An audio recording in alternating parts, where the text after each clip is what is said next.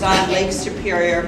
And I trained as an ecologist, but I've been an environmental historian for a long time, some 25 years. So my talk is going to be very different than the others. I want to talk a little bit about the history of what we knew and how we knew it about some of the contaminants in Lake Superior, but mostly I want to talk about what we did with that knowledge, what the interface between changing scientific understandings and policy was, and then what that might mean for emerging chemicals of concern. Liz asked me to add this slide, which is a pretty happy slide. It suggests that while mining continues to be the largest source of in-basin mercury, that the total quantity of mercury has been decreasing. And that's in large part due to the incredible efforts of the Great Lakes Water Quality Agreements. But as we'll hear later, that doesn't mean we've solved our problem. Out-of-basin sources for the upper Great Lakes are now most significant. So our local actions are not doing a great job at reducing out-of-basin sources, and the levels of fish continue to fluctuate. And this is of enormous concern for a lot of people. So Bob mentioned yesterday that a lot of people outside the lake tend to think Lake Superior is pristine, right? We know that's not true. We also know it's not remote. It might be distant from major urban centers, but it's been at the center of Anishinaabe culture and lifeways for generations upon generations. And it's at the center now of many global market processes and global atmospheric processes that make us a continuing region of concern. But one really important thing to recognize is that pollution and land use change has been part of the Lake Superior story for well over a century. And people didn't just sit around and say, oh no, look, there's paper mill pollution. Oh well, we need the jobs. Concern about pollution and efforts to control pollution started long before the 1970s. Indeed, they started in the 1890s, as we heard a little bit about the history of the IJC. Started with dramatic concerns about the effects of the very intense logging and sawmill waste on fish populations in all of the Great Lakes, but in particular in Lake Superior. And as the logging industry pulled out and pulp and paper became more important, we saw some major transformations of Lake Superior starting quite early in the 1890s with some of the earliest mills near Okanagan. And at the same time, community concern about what that pulp mill waste meant for fish populations. Can you hear me? Is this the right distance? Okay, great. So starting in 1910, communities around the Great Lakes, and especially around Lake Superior, started urging A, more scientific research into the effects of pulp mill waste on fish populations, and B, some efforts by state and provincial governments to do something about it. And in fact, our three states here, and Ontario to a slightly lesser extent, but Wisconsin, Minnesota, and Michigan were some of the leaders in global efforts to control pulp mill waste. So starting in 1925, the state of Wisconsin took the major pulp companies and paper companies to court and said, you are destroying our commons resource. They framed not just fisheries populations, but they also framed clean water as a commons, as a resource that belonged to everybody and couldn't be understood only in economic terms. And they won that court case in 1925 within the state of Wisconsin. And what the judge ruled was that we needed, wait for this, more research. Before anything could happen, we needed more scientific understanding. So that began 5.5 decades of more research before anything happened to actually reduce pulp mill waste in the Wisconsin waterways. And so the scientists were right that we needed more research. The judge was right that we needed more research, but more research became a way of delaying any kind of regulatory action, in part because Wisconsin, the states, didn't really have the regulatory tools they needed to address the problem. So instead, the 3 states and province around Lake Superior began to frame a response to pollution in the lake around 2 things. 1, changing scientific understandings of the role of pollution, and 2, something called cooperative pragmatism. So the first thing was they were trying to understand, what do these pollutants mean? And so they used 2 key ideas, and one was that dilution was an appropriate response. We might see some local fish kills, but the thought was, this is a really big lake. There wasn't a lot of understanding of nearshore conditions or thermal bars or the ways that the lake worked in complex set of interconnected ecosystems and what that meant for fish kills.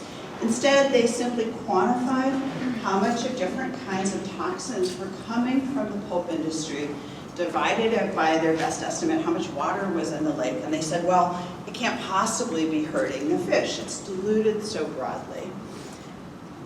So the next thing, the next idea, which is probably more useful at the time, was the idea of assimilative capacity. Has anyone heard of this as a framework for understanding pollution? Yeah, okay, good. I'm glad someone has.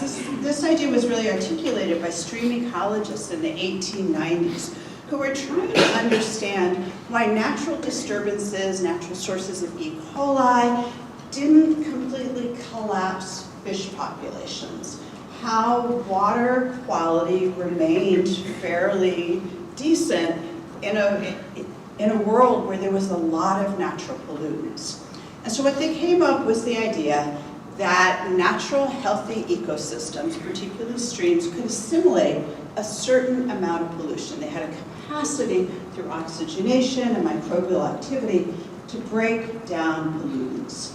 And so most of the early research in stream ecology was actually focused on understanding the assimilative capacity of flowing waters and figuring out how industrial disturbances could actually be moderated by the natural capacity of flowing streams and healthy wetlands to break that pollution down.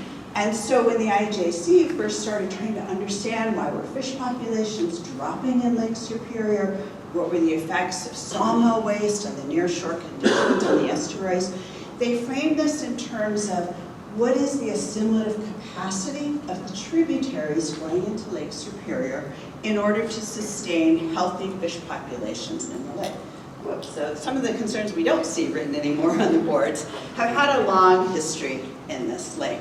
And indeed, they began to sell property rights to industry to this chunk of assimilative capacity that a stream had.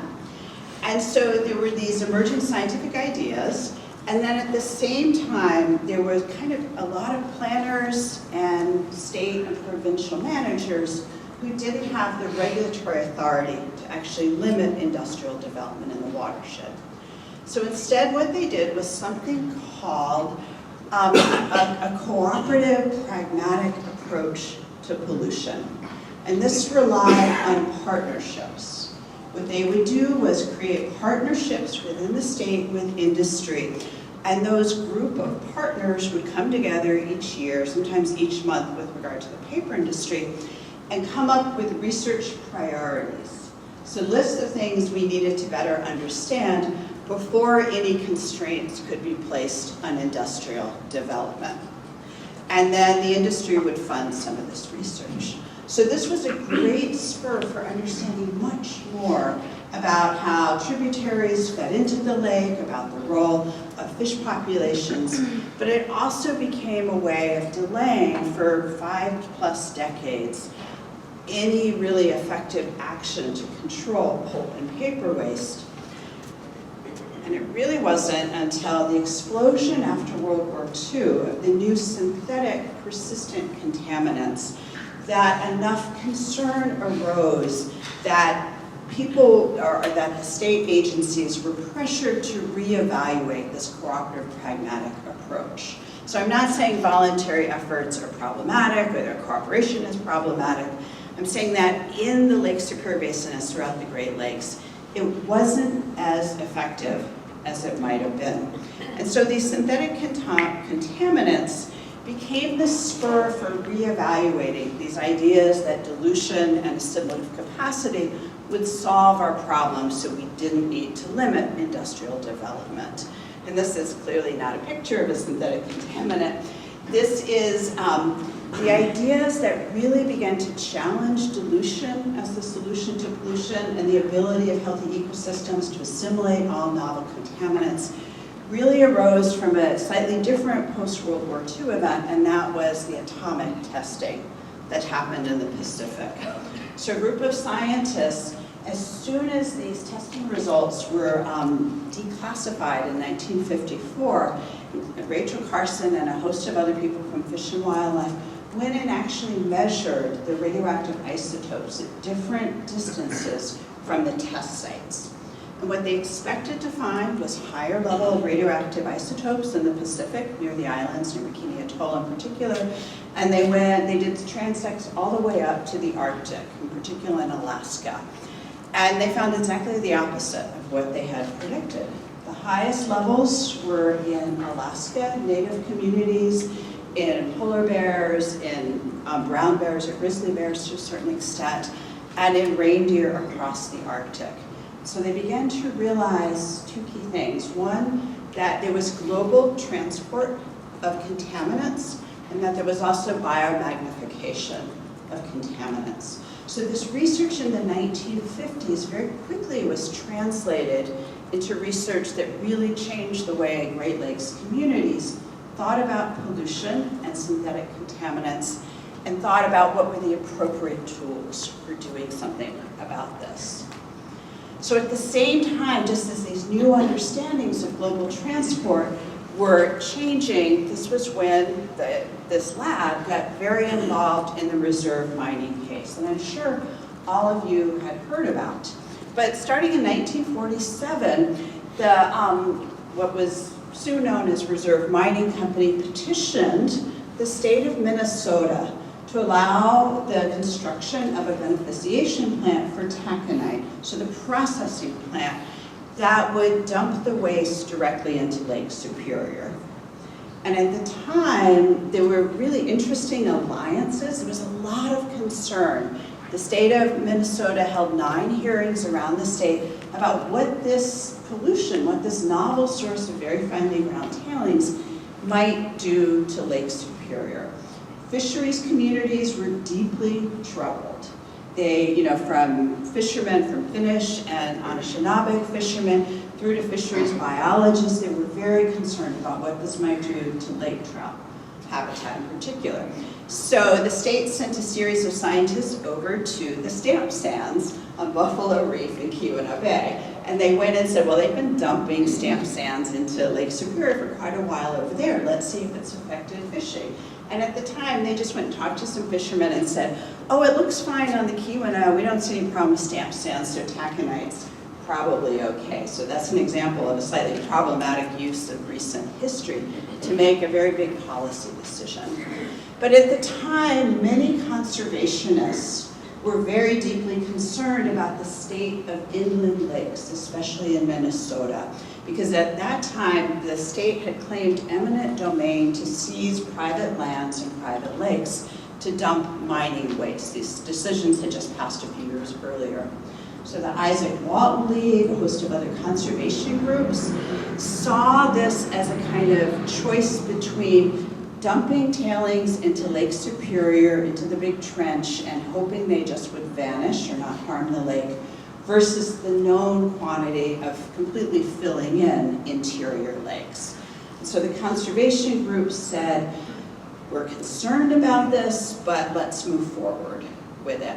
At the time, union groups were deeply opposed to this. They joined in with Anishinaabe groups, especially from the Grand Portage, and stood up and said, we don't want Lake Superior to become an industrial dumping ground. The union said, we saw what happened with the rapid deforestation just a few years earlier in the Lake Superior Basin. And they said, we believe that a commons, that the forest was a commons, and it was seized for private profit, and that the people of this region didn't get any of the benefits. And they said, we believe Lake Superior is the same thing, a commons to benefit everyone. And so we don't want one company to benefit from what they might do to the lake and take this commons of clean water and healthy fisheries away from everyone. So some of the alliances we see today have really shifted in recent years. So the Minnesota Pollution Control Agency and Conservation Commissions had to make a really difficult decision. They realized that even though limnological research had been going on in Lake Superior since 1893, Summer Burge's first studies on zooplankton, happened here in 1893. So even though there'd been a long era of research on Lake Superior, they realized they just did not know what adding 400 million tons of tailings would do to the nearshore conditions, much less to the entire lake. So they decided to move forward in the absence of scientific certainty. And the plant opened in 1956, and within several years there were reports of very local eutrophication, very local concerns about effects on fishery, foul nets from many of the fishing groups right around this area. And so the state had to continue to make a series of decisions about what this might be doing to the health of the lake as a whole. And when reports of asbestos-formed fibers in those tailings became public, the dynamic really changed. So up until this point, it had been more research, let's delay any actions. But starting with Verna Mize and Arlene Leto, two local women who'd read Rachel Carson, who'd gotten very concerned about bioaccumulation and biomagnification and effects on watersheds, they started going to IJC meetings over the border, started talking to geologists, started talking to fisheries scientists, and said, look, there's a lot of really good research going on, but you all aren't talking to each other. There's always calls for more science before we can have a policy action. Why don't we move forward with getting scientists to communicate with each other and protect this commons, even though we don't know absolutely what the effect of those asbestos-formed fibers will be on eutrophication, on human health, on fisheries health. And then down in here in Duluth, there was a study done, I just spaced out the year, in 1971, I believe, that found 1 billion fibers of asbestos-formed fiber per liter of water in the drinking water of Duluth. So the filtration systems were simply not adequate to take these fibers out. And again, nobody had any idea what that would do to human health. But the Army Corps came in with big tankers of water to deliver to the citizens, and this connection with human health, even though waterborne asbestos is not nearly as dangerous, we now know as aerial forms of asbestos-formed fiber, that convinced the EPA lab here to join with scientists from UMD, scientists from University of Wisconsin, and these grassroots activists to eventually shut down the dumping into Lake Superior and create a much safer inland dump. But my point here was that there was emerging scientific understanding, but the policy links were very, very hard to move forward because there wasn't the regulatory authority to shut down particular concerns of water quality. When people said, look, there's something dumping waste just upstream into public waters, the regulatory response, even under the Federal Water Acts, was it's up to the downstream municipality to purify their water. It's much cheaper for a downstream user to clean a little bit of water than for an upstream user to control what they're dumping into the system. And it wasn't until scientists and photographers and the new EPA gathered together to show that Lake Superior wasn't isolated. What was happening in the other Great Lakes might potentially happen here. So the Documerica project went around in the very late 1960s, early 1970s, taking pictures of conditions across a number of Great Lakes. So the Lake Erie issue, the Green Bay, Wisconsin issue with the pulp pollution, and the mayor there had no regulatory authority, no jurisdiction to shut down or control the pulp waste in his bay that we now know contains PCBs. And it stunk so bad, the response was to dump perfume in Green Bay in the summer, which everybody knew wasn't really going to address the problem, and it didn't address the smell either. These concerns about human health grew across the Great Lakes, and then research done here at the labs, particularly on the effects of mercury and also PCBs on fish health, began to really spark a revolution in how we approach these scientific understandings. So what does this, interesting history, but it was a while ago, have to do with the challenges we face today? So we know there are a host of emerging contaminants. We have lots of research on legacy contaminants, but we have new things that are not yet fully regulated. And we have the same position. We have a lot of scientific uncertainty about both microplastics and flame retardants. But both of these chemicals have a history that I think can help us understand, one, why they become a problem so quickly, and what kind of efforts might help us address some of the possible risks, while we also try and understand more about their sources and fates. So flame retardants didn't just appear out of nowhere. They came about in a particular cultural moment, right after World War II, for a set of cultural structural reasons. And that was due to the explosion of plastics research. Both of these came about during World War II to help fight the war effort, and right after the war, American landscapes changed dramatically, both domestic landscapes as well. So there was an enormous rise in smoking after the war, partly because cigarettes became much cheaper, and a lot of people soldiers had started smoking in the war. And there were extraordinary change in materials in the household. This was the age of plastics and vinyl. We were going to do away with wool and wood in the house. That was unmodern, it was unhygienic. Instead, we were going to have plastics everywhere, shiny plastics, shiny foam, which are also incredibly good at at burning. They're much, much more flammable than wood and wool. So there were some pretty significant increases in house fires, especially deadly house fires, and deaths. And there was a lot of discussion, and the federal decision was, well, we can't really, force a move away from plastics. We can't require safer materials. So instead, these new flame retardants, the decision was, let's require that those be added to these new materials, especially to foams, rather than cigarettes that resist ignition, that put themselves out. So that seemed like an ideal solution for just over a decade. And then in the 1970s, Swedish scientists discovered surprisingly high levels of flame retardants, not just in North America where they've been used, but also in the Baltic, off the coast of Sweden, where they hadn't actually been used. The Europeans had not really adopted flame retardants after the war, and yet the levels there were extraordinarily high in the fish. And so at that point, Canadian scientists started looking and also found them very, very high in Great Lakes fish and in Great Lakes people and in breast milk of Great Lakes women.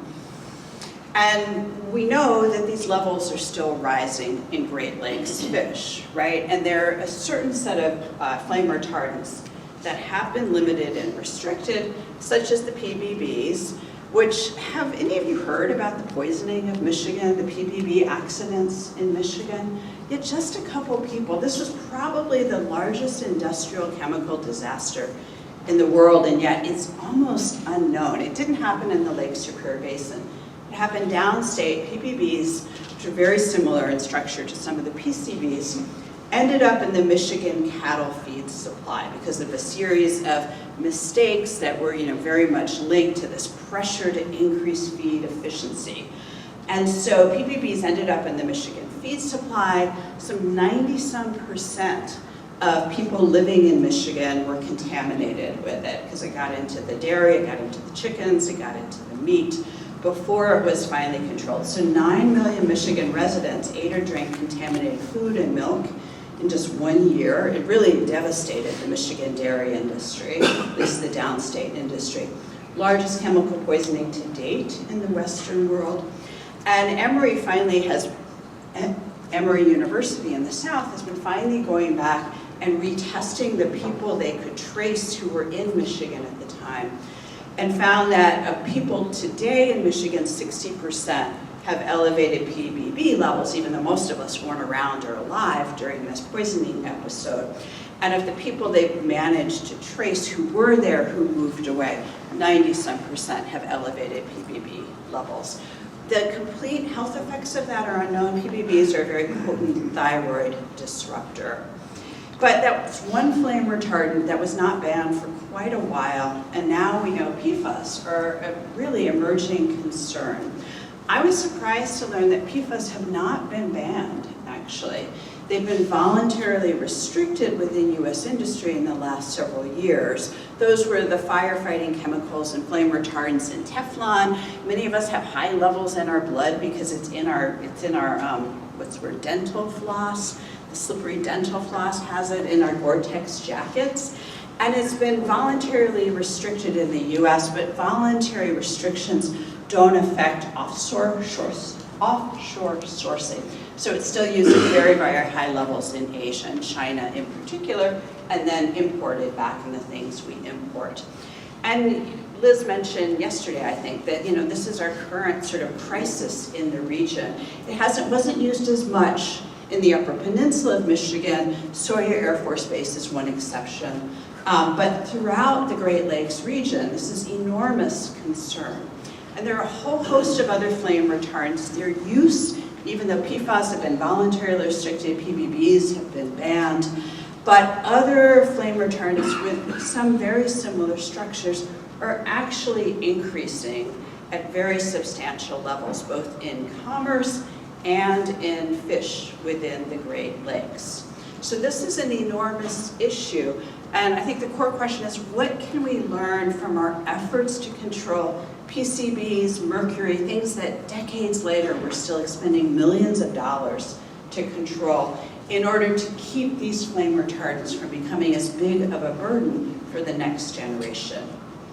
And then finally, Sharon asked me to say a couple words about microplastics, which are another emerging concern. We know about 20 million pounds of plastics are entering the Great Lakes each year.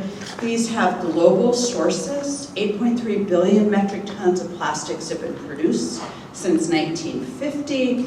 Only 9% has been recycled or reused, 12% incinerated, which raises air quality issues. And so the rest is just kind of hanging around. They do degrade eventually, 400 years average to degrade. You can't see this, but there's a lot of emphasis right now, so this gives you an idea of the exponential increase in plastics manufacture. Packaging by now is by far the largest source. Consumer use is actually surprisingly small right there.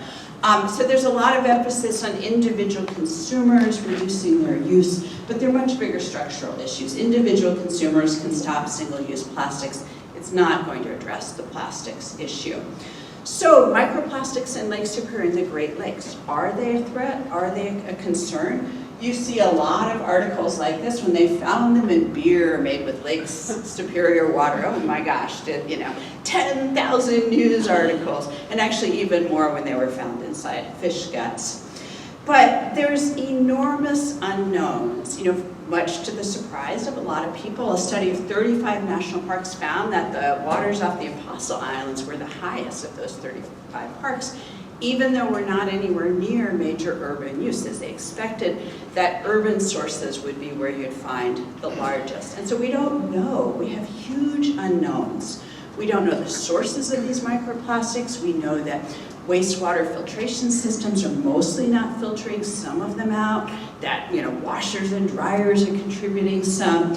We don't know what the ecosystem effects are. We really don't know what the health effects are, whether on fish, on zooplankton. Major research needs, as Liz can tell us. And so one of the solutions is much more research, clearly.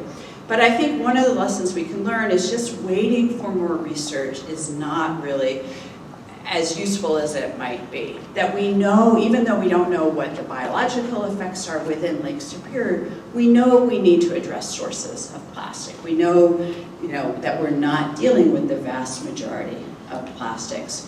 We know that there have to be regulatory solutions. Voluntary partnerships can be helpful, but they need strong enforcement to be effective. We know that effective regulation exists. Effective regulation can actually decrease industrial costs, even though companies tend to resist it. We know that grassroots involvement is essential in cleaning up sites and preventing future problems. But we also know it's hard to keep communities invested for the decades it can take to clean up an average RAP area. And above all, as we'll hear later, we know that we need new tools. Many of our sources now of emerging contaminants and legacy contaminants are not created within the basin. They're global sources, and yet our tools are often quite local, state or national.